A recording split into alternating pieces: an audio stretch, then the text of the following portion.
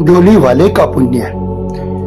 एक बार एक भक्त ने महाराज से पूछा, महाराज ये बताएं, जैसे हम धार्मिक यात्रा पर जाते हैं, वहां पर हमें दर्शन करने के लिए पहाड़ चढ़ने पड़ते हैं, और जो लोग पहाड़ नहीं चढ़ पाते उनके लिए वहां डोली की व्यवस्था होती है। डोली को 2 कहार या 4 कहार ऊपर तक ढोते हैं। तो महाराज मेरा प्रश्न ये है कि जो कहार डोली को ऊपर दर्शन कराने ले जा रहे हैं, क्या उन कहारों को भी दर्शन का पुण्य मिलता है? क्या उन कहारों का भी उद्धार होता है, या वो कहार ऐसे ही रह जाते हैं? महाराज ने कहा, बहुत अच्छा क्वेश्चन पूछा आपने, बहुत बढ़िया प्रश्न है। तो महाराज ने इसके बारे में क्या बताया? महाराज ने ये बताया, आप अपने शहर से जिस शहर में आपको दर्शन करने उस शहर तक जाते हैं, फिर वहां पर आप जहां पर आपको पहाड़ पर जाना है वहां के दर्शन के लिए आप जाते हैं। आप अपने घर से क्यों चले?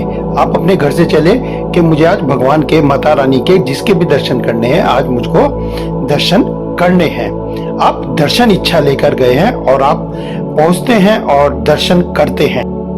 आप कैसे पहुंचे, पैदल पहुंचे या डोली करके पहुंचे, ये डिपेंड नहीं करता है। डिपेंड करता है कि आपकी इच्छा कितनी प्रबल थी। आपकी इच्छा बहुत प्रबल थी। आपने देखा होगा कि कुछ लोग दर्शन करने जाते हैं लेकिन ऊपर दर्शन कर नहीं पाते, वो नीचे से ही वापस आ जाते हैं। मीन्स इसका मतलब ये हुआ कि प्रबल इच्छा और भगवान की कृपा, जब तक भगवान की इच्छा ना हो कि आप दर्शन करें, आप दर्शन नहीं कर सकते। और आपकी प्रबल इच्छा कितनी है?